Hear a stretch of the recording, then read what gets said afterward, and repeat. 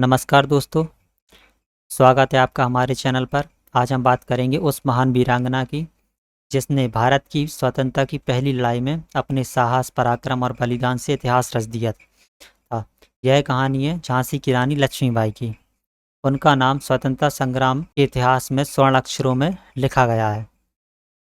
रानी लक्ष्मीबाई का जन्म 19 नवंबर 1828 को बनारस में हुआ था और उनका बचपन का नाम मणिकर्णिका था, लेकिन सब उन्हें मनु के नाम से पुकारते थे।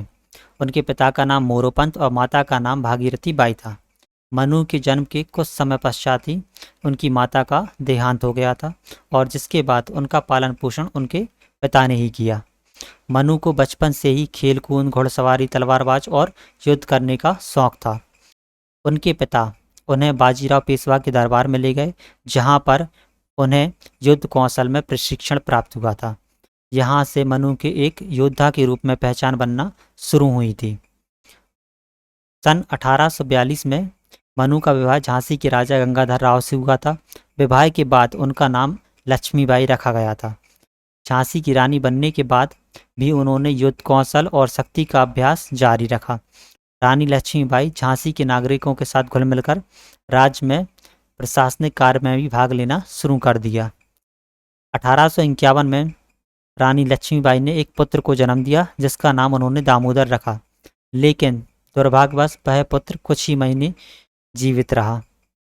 राजा गंगाधर राव की भी तबीयत खराब होने लगी और उन्होंने 1853 में राजा गंगाधर राव ने एक बालक को गोद लिया जिसका नाम भी उन्होंने दामोदर रखा। इसके कुछ समय बाद गंगाधर राव का देहांत हो गया और लक्ष्मीबाई पर झांसी की रक्षा की जिम्मेदारी आ गई।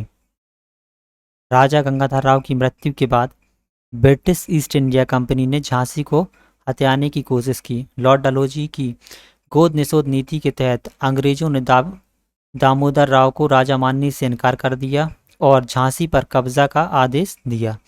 रानी लक्ष्मीबाई ने इस नीति का कड़ा विरोध किया और उन्होंने घोषणा कर की कि मैं अपनी झांसी नहीं दूंगी।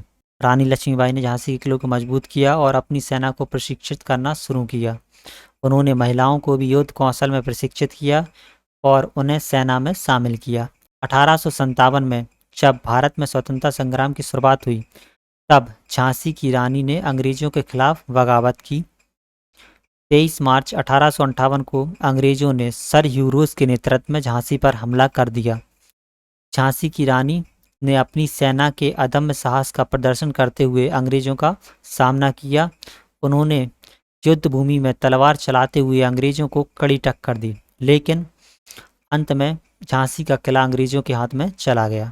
झांसी का किला हाथ से जाने के बाद रानी लक्ष्मीबाई ने तात्या टोपे और अन्य क्रांतिकारियों के साथ मिलकर ग्वालियर की ओर प्रस्थान किया। ग्वालियर में उन्होंने एक बार फिर से अंग्रेजों के खिलाफ मोर्चा संभाला, लेकिन 18 जून 1858 को ग्वालियर के पास कोटा की सराय में एक भीषण युद्ध में वह वीरगति को प्राप्त हो गई। अपनी अंतिम लड़ाई में रानी लक्ष्मीबाई ने अद्भुत साहस का प्रदर्शन किया। वह घायल हो चुकी थी, लेकिन फिर भी वह लड़ती रहीं। रानी लक्ष्मीबाई की वीरता और बलिदान ने भारतीय स्वतंत्रता संग्राम को नई दिशा दी